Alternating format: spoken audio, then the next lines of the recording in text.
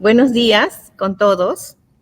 Mi nombre es Mónica Meléndez, soy la directora del Centro de Idiomas de la Universidad Ricardo Palma y es para mí una emoción muy grande y un enorme honor estar con ustedes esta mañana para hablar de idiomas, de cultura, de libros, de literatura.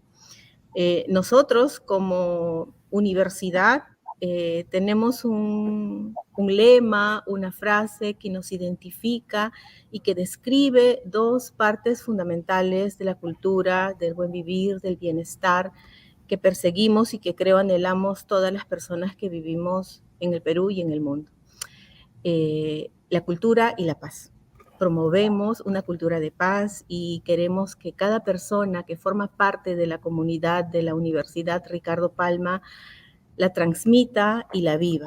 No solamente la paz y la tranquilidad que nos puede dar el tener una carrera, un trabajo, una familia, sino también la cultura, porque a través de la cultura encontramos bienestar, alegría, regocijo. Hace unos meses con el señor rector conversamos sobre esta actividad que nos acoge el día de hoy, la Semana Cultural. Tenemos planificado, si Dios lo permite, volver a hacer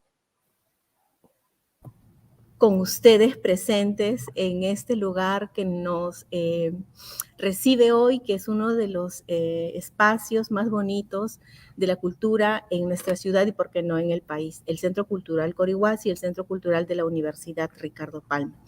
Antes de presentar a Juan Manuel, quien inicia esta serie de eventos, que espero hayan tenido la oportunidad de ver a través del PDF que hemos compartido, del video que compartimos en Nota Universitaria y de las publicaciones que hemos hecho en nuestras redes sociales, quería conversarles sobre la Semana Cultural. Asumimos la responsabilidad de hablar de cultura porque los idiomas son una expresión viva de la cultura.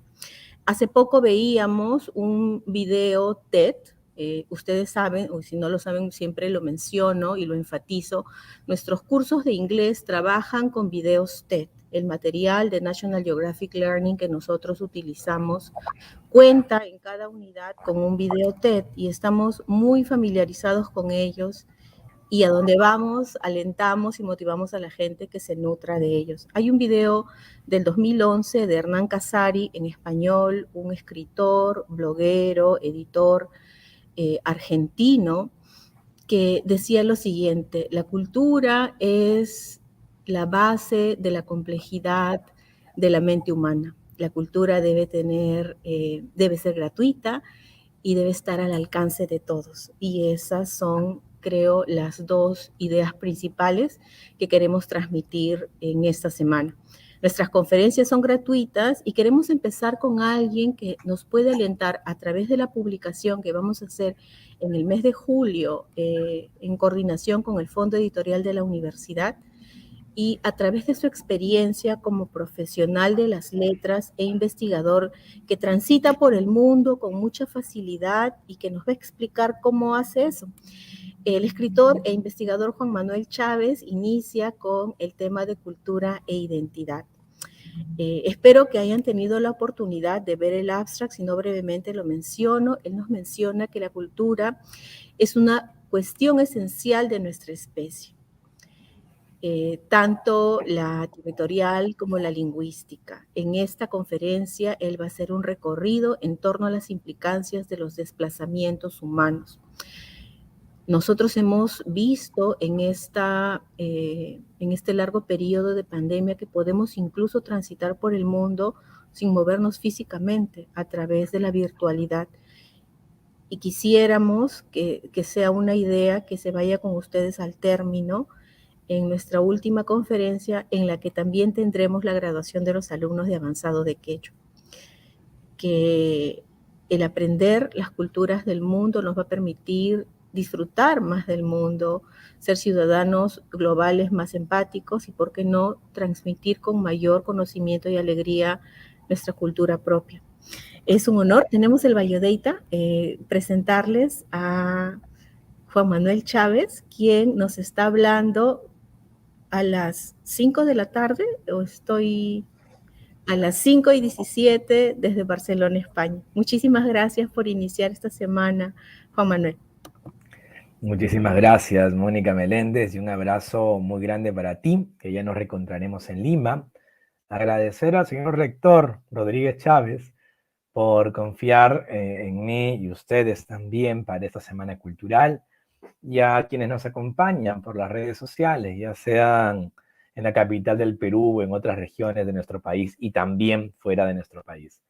Yo recibí el encargo de hablar sobre cultura e identidad, sobre la base de que mi doctorado tiene que ver con estudios de cultura y, por supuesto, con el manejo de idiomas y cómo estos tienen que tomarse en la base de las investigaciones que uno realiza.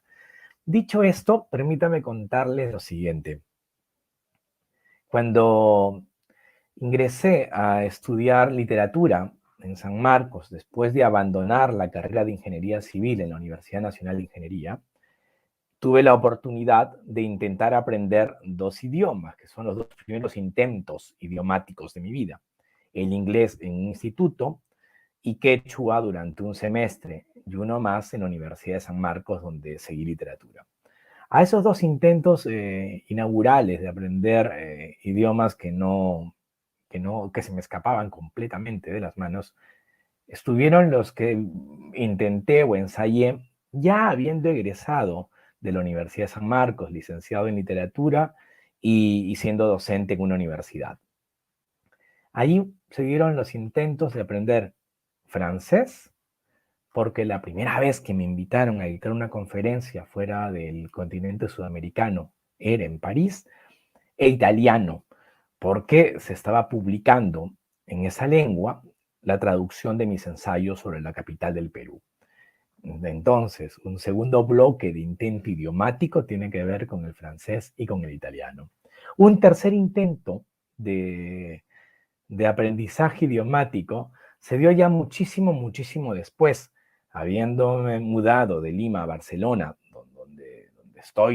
donde estoy hablándoles, y se vincula por 2 lados. Primero, el intentar aprender, más que aprender, sino a aprender, coger, captar lo que pueda del catalán, que es una de las lenguas autonómicas de España, que es una lengua importante y dominante en la Cataluña, donde resido y cuya capital es Barcelona, y el alemán, que es una lengua para la cual tengo completo interés por una investigación a futuro que tiene que ver con un escritor austriaco y algunos viajes a Múnich, en Alemania. Por lo tanto, han sido 3 etapas de intentos de conocimiento de idiomas. Y eso tiene que ver también con una visión muy personal del modo en que me acerco a la cultura que no es hispanohablante. Pero para dar todo este marco, voy a compartirles primero unas diapositivas que puedan servir tal vez de inicio de este recorrido confesional que intentará hacer esta conferencia. Entonces, por un lado, tendremos nosotros el acercamiento de mi experiencia con la propio quehacer de lo literario y la investigación, pero también otro tipo de acercamientos que son los que ahora les mostraré. Cultura e identidad, preparado para el idioma Ricardo Palma, el día de hoy en Barcelona. Pues bien, Octavio Paz, el premio Nobel de Literatura, decía: ver al mundo es deletrearlo.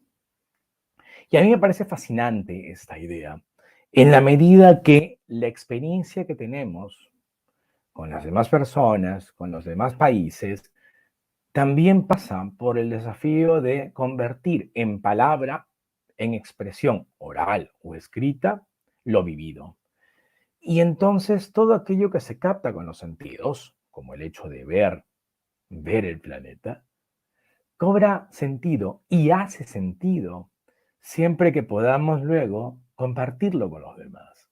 La idea de la existencia enraizada en nuestra condición social. Pues bien, hay un hito para mí que es un hito personal que me es importante compartirles y tiene que ver con el año 2010 al 2011.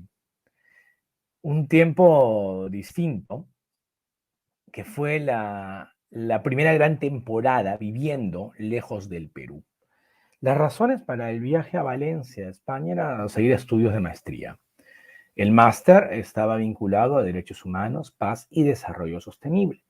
Y entre esta visión que tiene que ver con los derechos humanos y que tiene que ver con la sostenibilidad y que por supuesto tiene que ver con la paz, estaba una curiosidad muy personal. Y esa curiosidad es, ¿qué supone, qué supone para los extranjeros que no hablan la lengua en Valencia, España, donde yo estudiaba el máster, el intentarse una vida como forasteros en esa comunidad? Entonces, tuve la oportunidad de enseñar español a personas que provenían del continente africano, del continente asiático y de Europa del Este. Sobre todo personas del ámbito magrebí, Argelia, Marruecos, del ámbito subsahariano, Nigeria, Senegal, pero también hacia Líbano, China, Pakistán, Rumanía, Rusia. Y mi tarea era enseñar español. Cuando yo creí que el trabajo iba a consistir en enseñar una lengua, me di cuenta de algo fundamental. Y es que esto no iba de enseñar solamente una lengua. Esto iba de ayudar a que esas personas se sientan más a gusto, más integradas, si es posible, con el lugar donde habían llegado con los sueños de trabajo, de vida, lo que se pueda. Pero ¿por qué? ¿Por qué había que intentar lograr la integración si estas personas, en buena cuenta, todos los estudiantes eran adultos, mayores de edad, gente incluso con más edad que yo, que había viajado desde el África, Asia o Europa del Este hacia España? Y todos ellos habían viajado por razones diversas que tienen que ver sobre todo con una serie de necesidades. Pues bien, ¿por qué mi intención en la integración? Por una razón que tal vez se explica con un legendario y remoto mito grecolatino. Voy a contarles algo. Y esto se relata y lo pueden verificar en libros de Robert Graves o incluso en internet. Y tiene que ver con el mito de Licaón.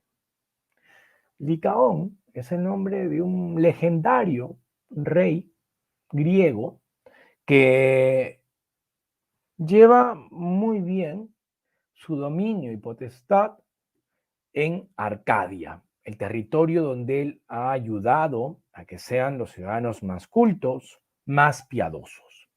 Licaón entonces es un monarca celebrado y querido. Esto nos dice el mito de Licaón. Voy a explicar después la razón de contárselos.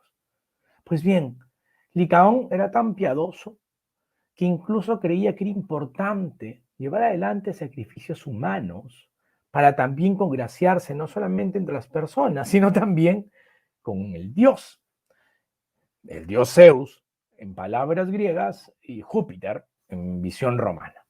Pues bien, lo complejo aquí es que Licaón, un hombre culto, un monarca importante y piadoso, considera que es conveniente sacrificar personas.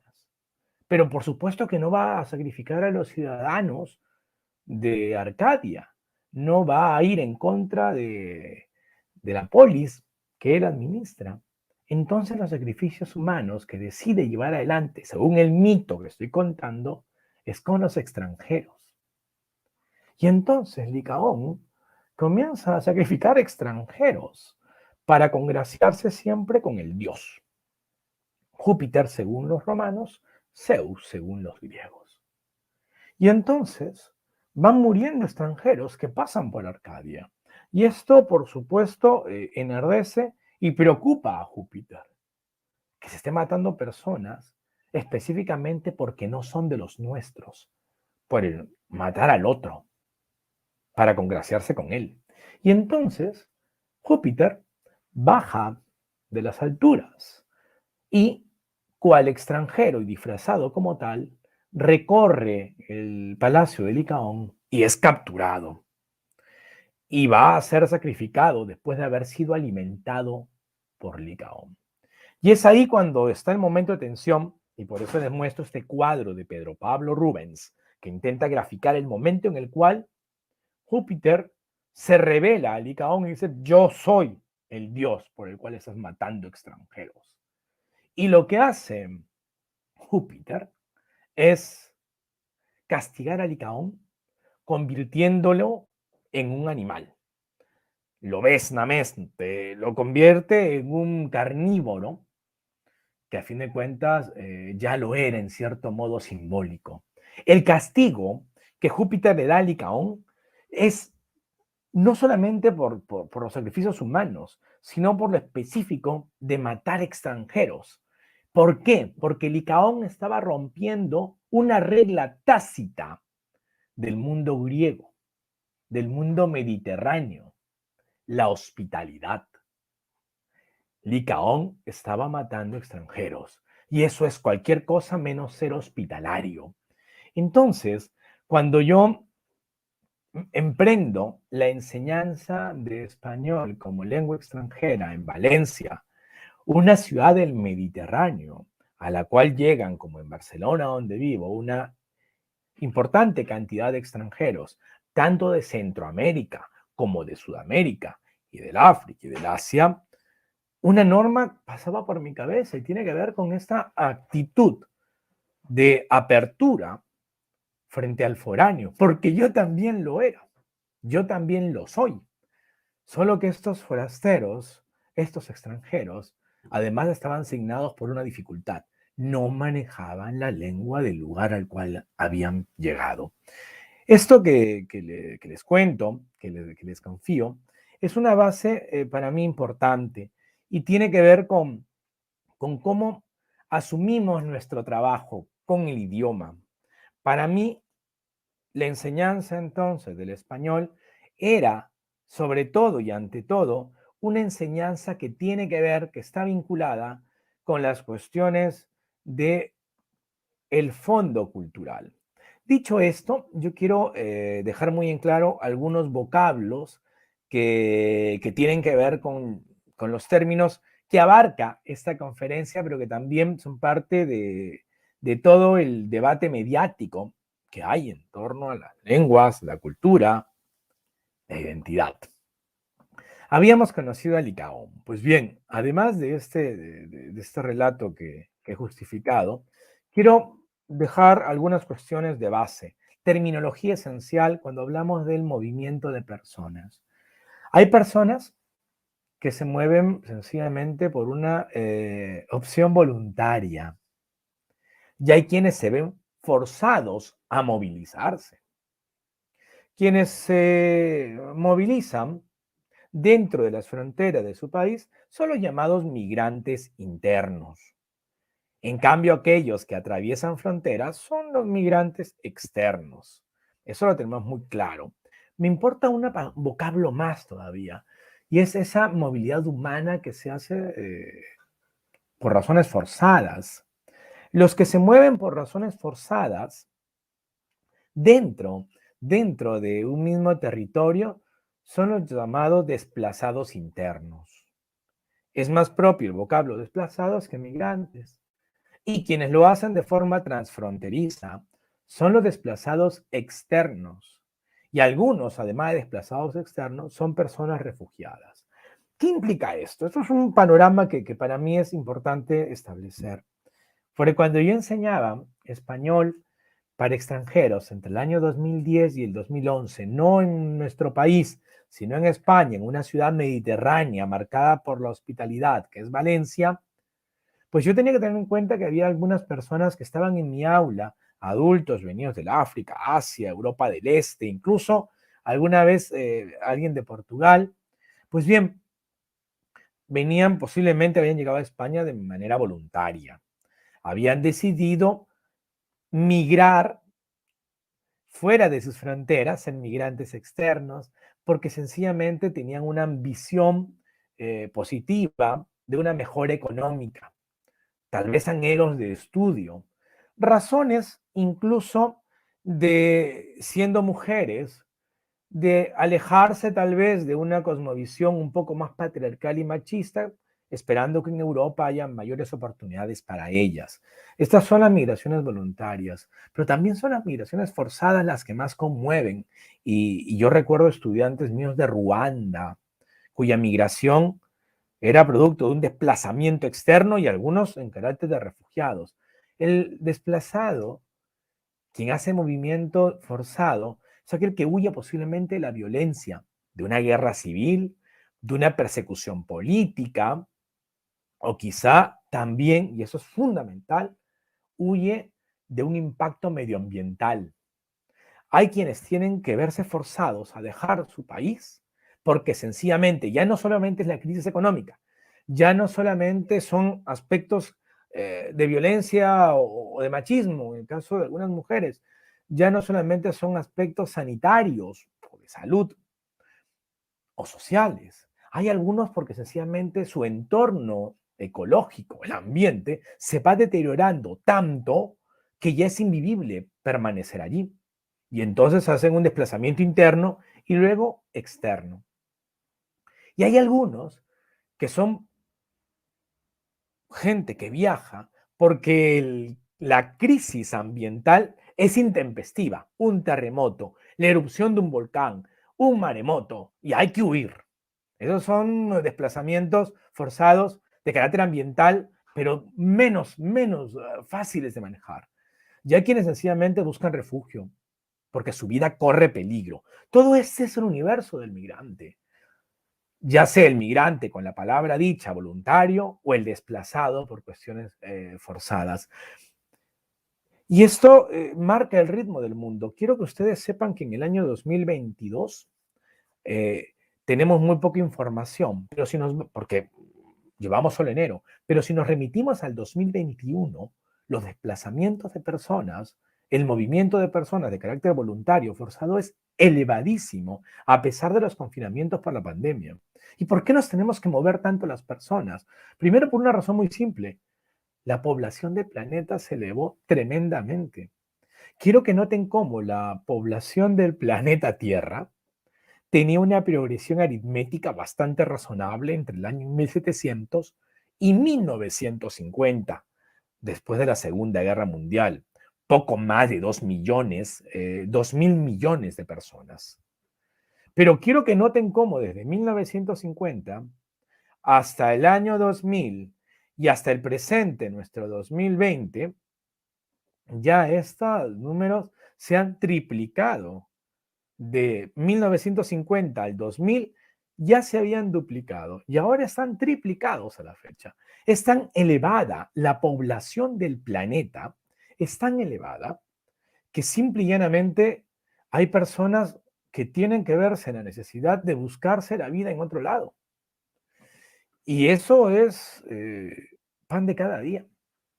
Entonces, cuando hablamos del conocimiento de idiomas, hablamos también de cómo nos relacionamos con todos esos extranjeros que somos, como es mi caso, o que serán aquellos que lleguen, y que el planeta ya queda chico, en la medida que está evidentemente sobrepoblado y cada vez serán mayores los desplazamientos forzados de aquellos que buscan refugio entre las crisis, no solamente sociales, económicas y de violencia, sino también ambientales. El planeta que viene por delante es un planeta en el cual vamos a tener que movernos mucho más. O habrá quienes tengan la necesidad de moverse mucho más. Ya iremos a conversar hacia adelante un poco de la migración venezolana, por ejemplo, que no es tanta en escala continental como la de mexicanos, dicho sea de paso. La migración venezolana es el 50% de lo que supone la migración de mexicanos en Estados Unidos, solo para darles un dato de antemano. Entonces, cuando yo me aventuro a enseñar español como lengua extranjera, mi aventurarme fue entonces un aventurarme no solamente para ayudar a conocer los verbos, ayudar y acompañar a conocer cuestiones puntuales del idioma. No, esto iba más. Y como esto iba más, yo decidí escribir un diario como docente.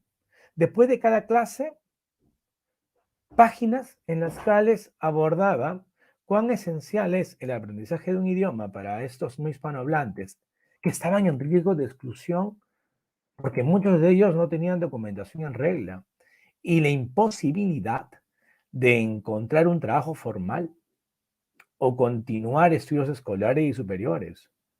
Por lo tanto, de eso va el trabajo que yo emprendí, no solamente de dictar una clase de español, sino escribir un diario, frente a un hecho que para mí fue el más llamativo, que a veces estas personas de la migración voluntaria o forzada están sometidos a un proceso de deshumanización, una distorsión del yo. ¿Cuántas veces recuerdo mis estudiantes del África y del Asia? ¿Cuántas veces yo no sabía pronunciar fonéticamente bien sus nombres? Y me dijeron que lo dejara así, no hay problema. Tenía personas que me decían, no te preocupes, aunque mi nombre no sepas decir, cuando en muchos sentidos el nombre nos define, nos delimita. Vamos a reflexionar algo más. Ana Caballé, una estudiosa catalana y buena amiga, trata una cuestión sobre los diarios, que en buena cuenta son los discursos del yo. ¿Qué espera el lector de un diario?, se pregunta ella. Probablemente alguna forma de correspondencia con la vida. El mayor atractivo de los diarios, sostiene ella, consiste en que su simple mención, diario, alimenta en el oyente o lector la fantasía de encontrar en ellos la verdad humana de un individuo, puesto que no debería ser una escritura retocada. En suma, en un diario está el trabajo de volcar experiencias al lenguaje, tal como fueron percibidas, y poner un candado a ello para evitar la tentación de hacer arreglos posteriores. Lo que uno escribe en un diario, así se queda. Antes de que yo comenzara entonces mi función como profesor en la Fundación Se Inmigra de docente de español para extranjeros, comprendí claramente que estaría inmerso en un microcosmos de una inédita diversidad sociocultural. Y lo noté porque antes de dictar clase recibí el listado de estudiantes, vocablos que me remitían a Marruecos, a Líbano, a India. Caí en la cuenta de que ni siquiera sabía ubicar en el mapa mundi alguno de estos países. Y eso fue una advertencia clarísima para mí de cómo afrontar el aula. Debía reflexionar en torno a estas ignorancias, además de vacilaciones e incertidumbres que acontecieran. Estos eran los mínimos de sinceridad para emprender mi diario de docente de español para extranjeros, que alcanzó a tener unas 25 entradas y unas 70 páginas.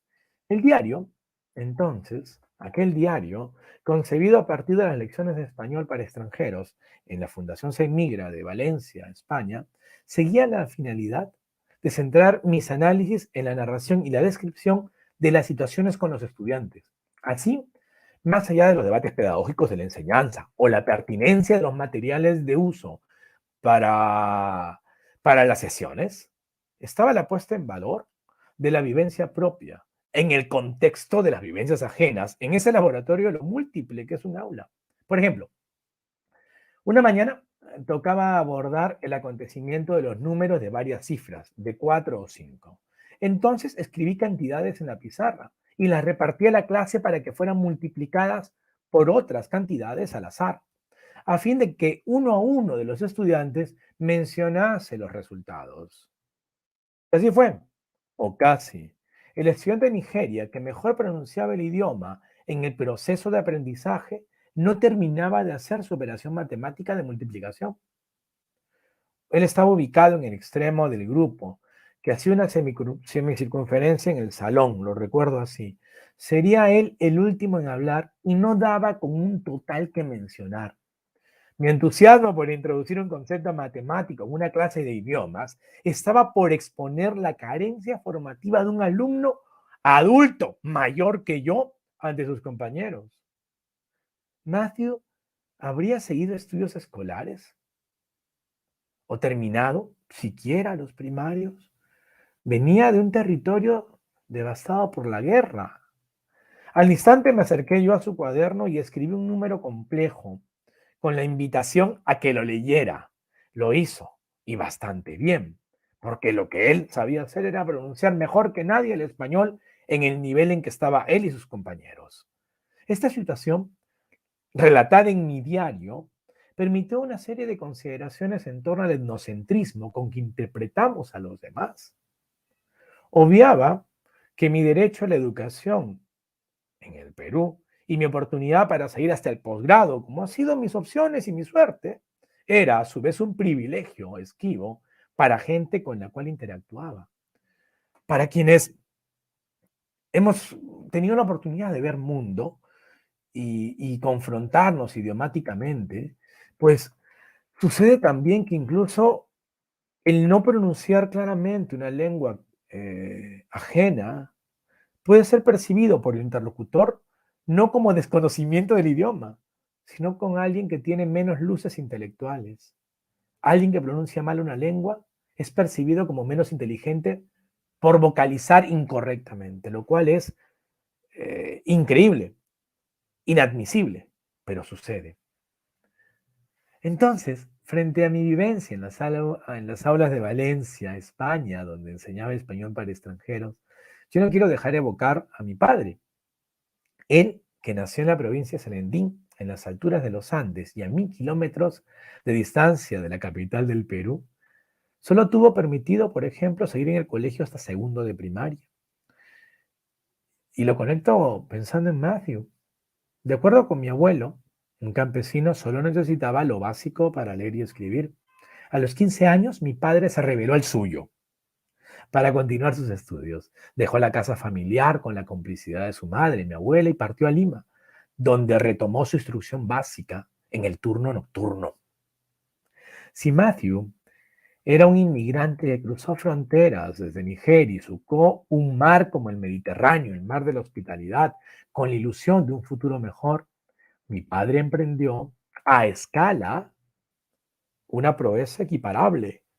El nigeriano Matthew me refirió alguna vez su travesía en un Volkswagen Escarabajo durante meses junto a 4 personas, desde Laos hasta Tetuán, para atravesar el mar después de ello. La de mi padre era un menor sin compañía que tomó durante varios días buses y camiones hasta el epicentro del Perú. Frente a mi vivencia en las aulas de Valencia, ¿cómo no evocar también a mi madre? Ella, que nació en el puerto del Callao, a ras del océano y a un lado de la capital del Perú, y vio truncado su deseo de seguir una carrera universitaria por razones familiares complejísimas. Un poder externo se lo evitó. Ella, que en vez de mantenerse en el Callao, también se trasladó a Lima. Entonces, yo fui asignado también por la migración. Y quizá la primera migración que emprendí fue educativa. Crecí en un hogar de clase trabajadora donde se soñaba con una carrera universitaria para mí. Por supuesto, medicina o ingeniería, por sus garantías de prosperidad. Yo me incliné por la segunda y la seguí un par de años, como ustedes saben, quienes están siguiéndome y que conocen con amistad y cariño. Y dejé la ingeniería por un idilio con el mundo de las historias por contar. Así como mi padre dejó su casa de infancia para retomar el colegio, y mi madre, que nunca estudió la universidad, pero cuando ya se jubiló, intentó estudiar 30 años más tarde trabajo social en San Marcos, yo pasé a la Facultad de Letras para nunca volver a los cálculos matemáticos y los planos de construcción, aunque me definen en mucho sentido.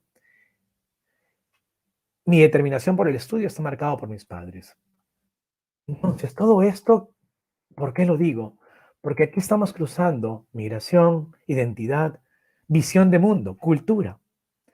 Aquella anécdota que les contaba con Matthew, aquella anécdota del cálculo matemático, decía yo que protagoniza una página de ese diario mío que fue Investigación Vivencia, como alguna que involucró a Cadia de Marruecos, o a Polinus de Nigeria, o Wafá de Líbano. Un presente que podía reflejarse en mi pasado. Por funcionalidad pedagógica y necesidad de referentes, yo establecí una identificación entre las acciones de mis estudiantes y lo que recordaba de mis familiares, lo cual sirvió de base para una transferencia natural.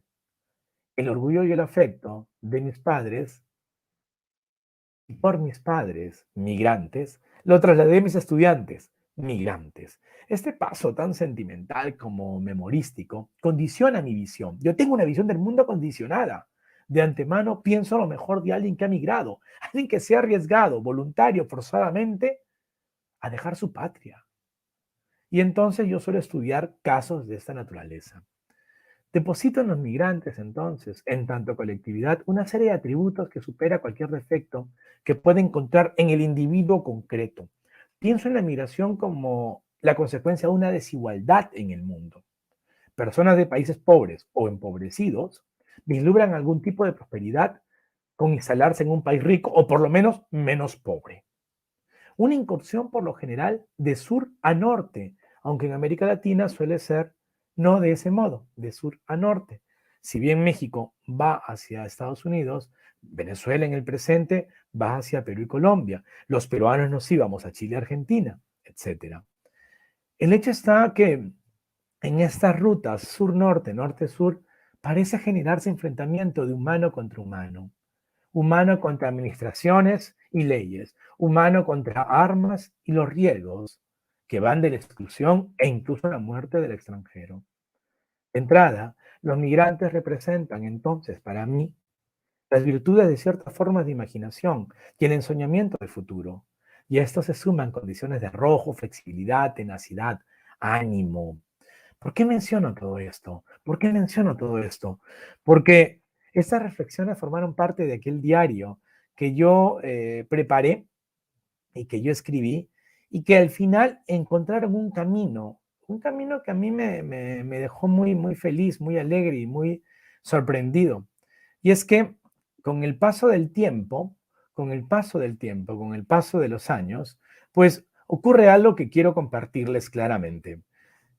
Ya no vivía yo en Barcelona, en Valencia, había vuelto a Lima, Perú, donde estuve entre 2011 y 2017, y yo no dejé de confiar en lo que había escrito en el diario, en cómo mi vida de escritor, de literato, impregnaba esas páginas tan memorialísticas. Svetan Todorov, un estudioso que para mí es de referencia, decía lo siguiente: la literatura es la ciencia humana más importante. Durante muchos siglos fue también la única, porque la vida la conocíamos a partir de los relatos que nos compartíamos. ¿Y eso qué supone? ¿Y eso qué supone? Que yo creo en el valor de compartirnos los relatos, que yo creo en el valor de contarnos las cosas y que tal vez el conocimiento se da a partir de esa capacidad que tenemos de narrar. Por eso al comienzo les narraba la leyenda de Licaón, porque sencillamente ahí se ilustra claramente cómo es castigable la falta a un principio básico del humano, en el Mediterráneo sobre todo, como es la hospitalidad. Pues bien, cuando yo tenía ese diario cerrado y hecho, llegó una comunicación muy bonita de la gente de Valencia, del Ayuntamiento de Valencia y la Fundación Se Inmigra, y decidieron que se publicaría como libro. El libro se llamó Un idioma para la integración social, que fue un diario de enseñanza del español para extranjeros. Comparto esta realidad de entonces, porque para mí fue significativo que mis reflexiones sobre el extranjero, lo migrante, mis reflexiones sobre mi propia experiencia de vida confrontada con mis antiguos estudiantes y pensada también con antecedentes claves como son mi padre, podría servir como diálogo para otras personas. Y ese libro se publicó en España, pero nunca se publicó en el Perú. Y a mí me parecía importante que ese libro tuviera un diálogo también con nuestro país. Felizmente ya nos adelantaba Mónica que eso se resolverá, que estamos subsanando esa ausencia.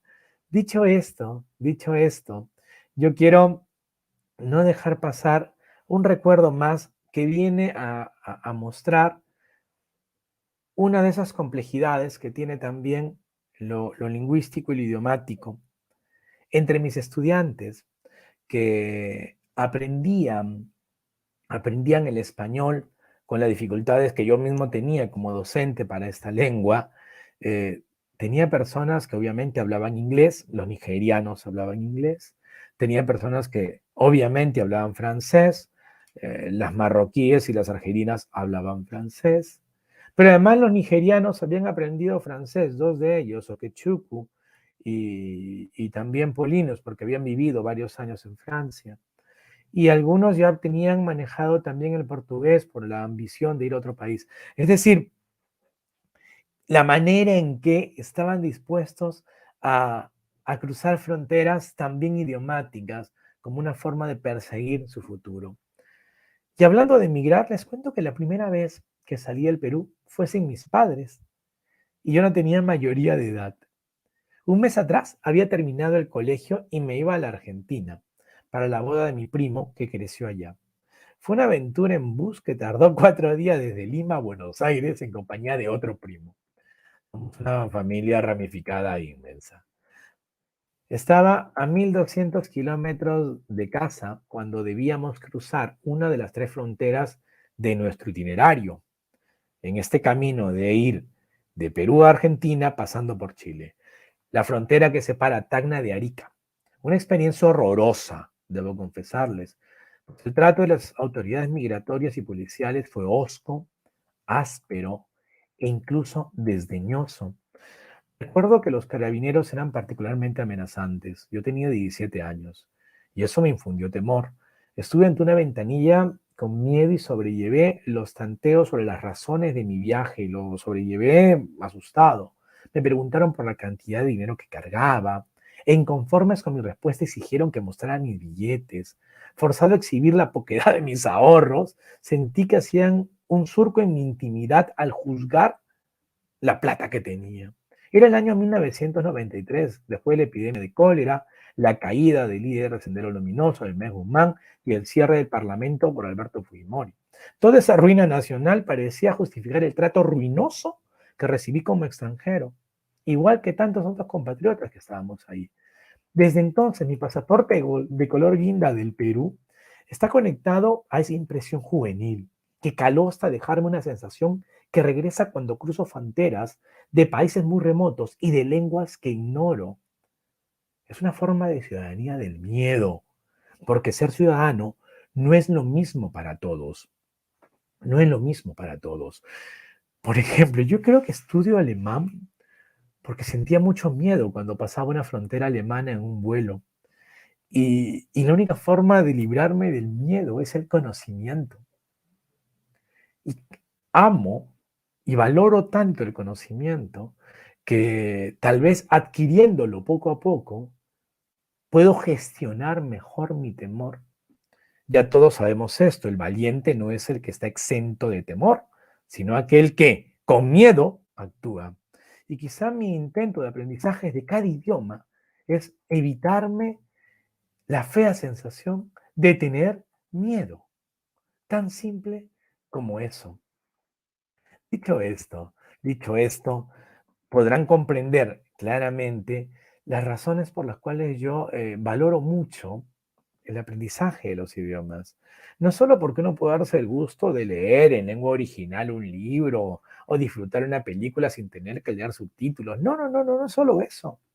Tiene que ver para mí con nuestra condición de ciudadanía, de sentirte más parte de un planeta y no solamente parte integrante de una comunidad nacional. Y ojo, que esto que les digo también lo va padeciendo un quechua hablante cuando se acerca a las zonas urbanas de nuestro país, donde es juzgado y mal juzgado por la pronunciación de un idioma que debería ser un motivo de identidad y orgullo general y nacional. Dicho esto, cuando pasan los años, se da la bonita oportunidad, la maravillosa oportunidad de seguir aventurándome en el mundo de los estudios de posgrado. Y correspondía viajar a España otra vez para hacer el doctorado. Esta ya es la última etapa de este recorrido tan personal y también tan investigado sobre la cultura y la identidad que tiene que ver con el tiempo de Barcelona. Barcelona, España, 2017-2022, que a mí me ha transformado mucho. Cuando yo hablo de mi identidad, ya nunca voy a defender que es una identidad unitaria, tampoco caeré en la guachafería de decir que soy un ciudadano del mundo, me parece una ridiculez. Solo sí sabré que tengo una identidad migrante en la medida que va cambiando, va modificándose. A veces estoy en Lima, a veces estoy en Barcelona, pero a veces siento que han ido en un lugar llamado Barcelima, porque es permeable a muchísimo de lo que yo quiero y valoro. Y en este vivir aquí he vuelto otra vez a la percepción de cómo viven esos extranjeros que vienen del sur del mundo, ya sea el Perú, Ecuador, Venezuela, Nigeria, Ruanda, y cómo podemos construir una ciudadanía más amplia, más grande y más inclusiva. Recién tuve la oportunidad de ver la muestra artística de Maite Masset, que es una valenciana muy amable, muy simpática y muy capa. La serie se llama No es tiempo de silencio. Y sus ilustraciones están marcadas por esa forma de denuncia inteligente, como esta gráfica de una mano, pero no es la mano, sino son los huesos de la mano, y donde tenemos a los peones del ajedrez, no al rey, ni la reina, ni al caballo, ni el alfil, y toda esta mano cadavérica nos remite, por supuesto, al África. El África que muere en el intento de pasar desde el sur al norte, de cruzar desde Tetuán o desde algún lado de Argelia o Marruecos hacia la península ibérica. ¿Saben que la distancia entre, la distancia más corta entre Europa y África es solo de 14 kilómetros? Y la intentan hacer tantos seres humanos, tantos prójimos, diariamente. Solo llegan 280 al día, que parece mucho, pero la verdad es que es una cifra muy reducida, pero siempre problemática para la gestión administrativa. Pero quizá no sea el paso más difícil que tiene el planeta. El paso más difícil que tiene el planeta está en la zona del Darién, en Centroamérica, por donde intentan personas de Haití llegar hacia Sudamérica o hacia Norteamérica. Y esas zonas muy cercanas a Panamá es tal vez la zona más difícil del planeta para atravesar. Pues bien, hay un mundo complejo y este mundo complejo, donde los idiomas son necesarios para poder comunicarnos o intentar comprender al otro, tiene varios desafíos. A la fecha, 2022, de los 10 grandes desafíos, 3 son de carácter ambiental. En el planeta tenemos un problema de inacción frente al cambio climático, todos lo sabemos. Tenemos una meteorología extrema, cada vez hará más calor en el verano y cada vez hará más frío en el invierno. Y por supuesto la biodiversidad se pierde. Lo que pasó recientemente en el Perú, en nuestro mar, con el derrame de petróleo, es una prueba flagrante del riesgo que tenemos en el planeta. Pues bien, ¿saben cuál es el cuarto riesgo que establece los grandes líderes mundiales? Esto es una encuesta a 10.000 personas que vienen investigando estas cosas. Que el cuarto riesgo para la humanidad y el planeta ya no es ambiental, es social. Se ha erosionado la cohesión social. Se ha erosionado la cohesión social. ¿Qué significa eso? Que en vez de estar unidos como humanidad, preferimos ser tribales. Nos vamos a llevar mal con el que piensa distinto, solo porque piensa distinto. Nos vamos a llevar mal con el extranjero porque no nació en el mismo límite soberano que yo. Nos vamos a llevar mal con aquel que no comparte mi visión de la sexualidad o de la religión o del idioma. Pues bien, el planeta hoy tiene un problema serio. 3 son ambientales, que no estamos haciendo nada, y un cuarto es porque no estamos cohesionados socialmente. Y esto nos puede llevar hacia el fin. Yo vivo en Europa y en Europa hoy hay un problema. Rusia y Estados Unidos se sientan a conversar sobre Crimea y tal vez no lo resolvamos. Y podemos terminar llegando a una guerra, algo tan vintage, tan siglo XX, incrustado en el siglo XXI. Pues bien, cuando hablamos de que el problema es la erosión de la cohesión social, es que se quebró esa hospitalidad y todos estamos convertidos en unas formas de licaones. Y saben ¿Cuál es lo que nos plantean los estudios para América Latina? Que la forma de erosión de la cohesión social en América Latina es la desconfianza. Ya no confiamos entre nosotros. Ya no confiamos. Podemos hablar incluso el mismo idioma, tener base cultural y equivalente, pero no confiamos. Y a mí me da mucha pena, mucha amargura, mucha molestia por algo tan sencillo. Podríamos recomponer la cohesión social. Hace muchos años, hacia 1970 y tantos, Valderrama y Escalante publicaron un libro fascinante, hermoso, que es la autobiografía de Gregorio Condori Mamani, un campesino y obrero a la vez, pasó la vida en muchos modos, y generaron que Gregorio Condori Mamani, un hombre de los Andes centrales, contara su historia. Y él contaba su historia en quechua. Y cuando él refirió en quechua quién era, lo que hizo Gregorio Condori Mamani fue, pueden verlo en la diapositiva, lo que hizo fue Gregorio Condori Mamani referir su identidad de este modo. La identidad, a diferencia de como la hacemos ahora en español, o en inglés, o en francés, estaba constituida sobre el yo. Yo soy Juan Manuel Chávez, tengo 45 años y vivo en Barcelona, soy de Lima. Pues bien, para Gregorio Condori Mamani no es así. En quechua el orden era distinto. Su identidad estaba constituida primero por la comunidad de la cual proviene. Véanlo en el lado de la diapositiva en quechua.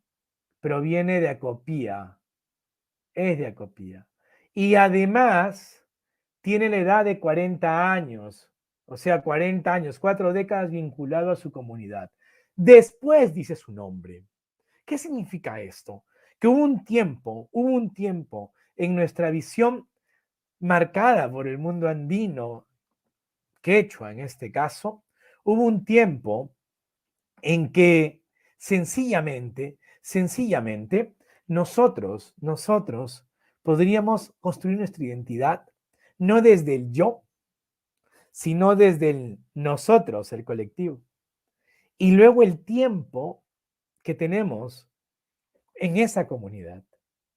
Y finalmente, la enunciación de mi nombre. La identidad, entonces, y a esto quiero ir, no es algo que tenemos todos de un mismo modo y que está determinada también por el idioma que hablamos y que también puede ir cambiando en función de cómo nos familiarizamos con otras lenguas y cómo además abrazamos otras culturas. O sea, el desafío es que tengamos que ser cada vez más permeables como seres humanos, más permeables, más abiertos a la oportunidad de gozar la diferencia y de valorar la diferencia, que es lo clave. Pues bien, en este tiempo de vida en Barcelona han sucedido para mí varias cosas que creo importantes, que creo valiosas. Y es que, como nunca antes, ya no solamente escribía un diario de enseñanza de español para extranjeros, que afortunadamente se publicó, aunque solo en España, sino en la vida aquí he tenido mayor oportunidad de investigar los flujos migratorios, las razones por las cuales las personas se van, las razones por las cuales no nos entendemos aunque aprendamos una lengua. Y es más, la próxima semana se publicará un informe de investigación mío aquí en Barcelona sobre estos temas, una migración post-pandemia y los desafíos justamente de la cohesión social. Pero, ¿qué me ha permitido mirar esto? Yo quiero compartirles nada más un dato extra que puede ser elocuente y llamativo para ustedes sobre esa idea de cómo estamos migrándonos, cómo es que estamos cambiando de lugar de residencia, quiénes somos, cómo somos y hacia dónde vamos. Pues bien, voy a compartirles una tabla que a lo mejor les interesa, que a lo mejor les dice algo y con esto ya nos acercamos un poco hacia el final. Una tabla que nos alude a ese ir y a ese venir.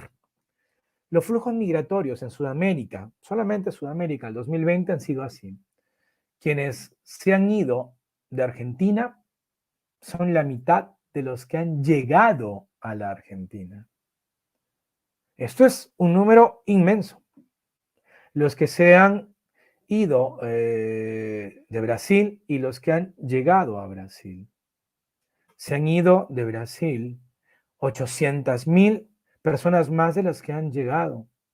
En Colombia, miren el número de la emigración, miren el número de personas que reciben. Del 1.900.000 inmigrantes que llegan a Colombia, el 80% es de Venezuela. En Perú pasa un poco una cifra bastante equilibrada. Emigran solamente un poco más de los que inmigran. Por supuesto, el gran éxodo continental ahora es venezolano, pero no siempre fue venezolano. Pero quiero que piensen igual en ese número de brasileños, que lo nota uno en Europa. Ese número de colombianos, que lo nota uno en Europa. Entonces, cuando pensamos en la migración, nunca usemos esas palabras horrorosas como hordas de inmigrantes, olas de inmigrantes, nos invaden los extranjeros. Paremos un poquito y contrastemos la tragedia humana de unos frente a otros. Y en función de eso también, cómo podemos acercarnos para construir soluciones frente al paso y desplazamiento de personas por una razón muy simple, y se los digo con mucha franqueza: el extranjero es inevitable. Yo soy uno de ellos, fuera de mi país. E inevitables como somos, la idea es gestionar del modo más solvente una realidad que es humana. La humanidad se construye en función de la migración. Y esto es herencia clave de lo que somos, nos constituye a lo que somos. Y entre todas estas opciones de investigación, de creación, viene la gente muy querida de Idioma Ricardo Palma, con Mónica Meléndez y la Universidad Ricardo Palma, con el querido rector, y me dicen, bueno, publiquemos el libro, aquel libro tuyo, publicado en Valencia, en Perú.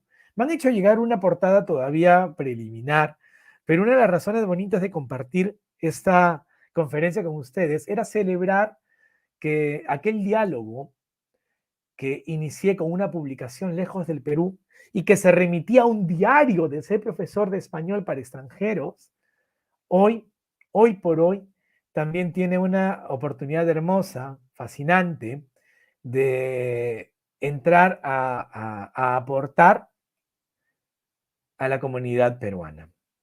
Entonces, el libro, Un idioma para la integración social, se lanzará, como decía Mónica, en julio. La portada será la que llegue a ser. Por ahora tenemos esta que es preliminar. Pues bien, dicho esto, y ya acercándome hacia el final, ya en un carácter casi celebratorio, como les decía, porque sencillamente es una alegría que un libro que uno hace esté en el país del cual uno viene, pues aquella escritura del diario en un idioma para la integración social conllevó para mí el compromiso de valorar la diversidad que entraña la migración, que las experiencias colectivas son tan distintas como las individuales, al punto que la configuración de un modelo único es necedad social e institucional. Conviene el esfuerzo, y lo digo muy en serio, de encontrar soluciones flexibles, esas que eviten la simplificación generalizadora. El discurso del yo en ese entonces me permitía contraatacar el estereotipo con que se prejuzga a veces al de afuera, en especial los migrantes.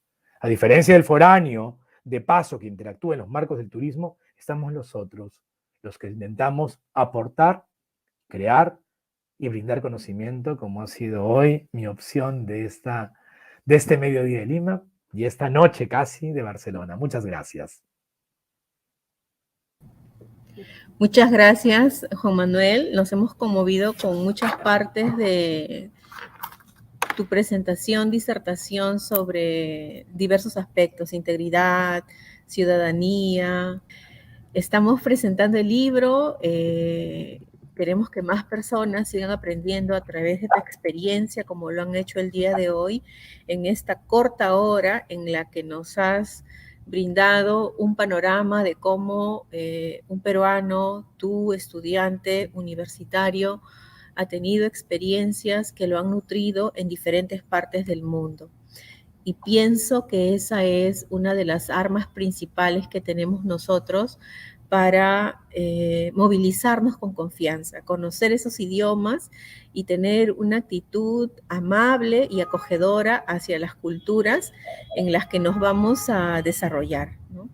Y llevar la nuestra propia, como lo has hecho tú y como lo sigues haciendo, y la fluidez, ¿no?, entre tu estancia en Lima y en el nuevo espacio que te acoge, me parece que es muy pertinente el término que tú utilizas, el de Barcelima, porque nosotros en algún momento, pienso en la pandemia, nos hemos finalmente dado cuenta que el mundo no está tan lejos y no nos es tan ajeno, y que las personas que vienen a nuestro país deberían recibir el trato que quisiéramos recibir nosotros cuando viajamos, ¿no? Eso esperamos, y pienso que todas las cosas que están sucediendo en nuestro país tienen que ser para algo positivo, tienen que ser para invitarnos a nuestro crecimiento, a nuestra reflexión, y por qué no, todos debemos de planificar aprender idiomas, porque nos va a posibilitar, ¿no? Quizás tener una mirada, ¿no?, mucho más comprensiva de otros comportamientos, de otras situaciones, y nos va a permitir también tener éxito profesional como lo estás teniendo tú. Y nos alegra mucho poder contar con una de tus publicaciones en el mes de julio.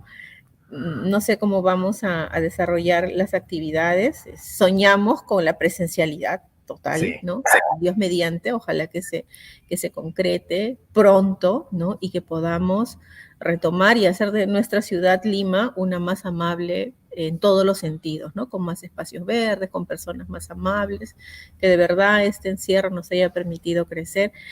Como lo ha hecho la presentación que nos has hecho el día de hoy, muy pertinente sobre el tema que nos acoge estos 4 días. Te agradezco a nombre de la universidad, a nombre del Centro de Idiomas, por permitirnos hacer la publicación.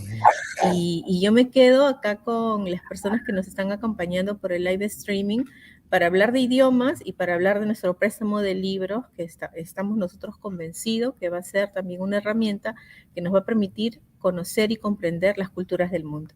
Muchísimas gracias, Juan Manuel. Un abrazo, Mónica. Muchísimas gracias a ti y a quienes nos hayan seguido en la transmisión. Yo encantadísimo siempre a cualquier convocatoria que se dé.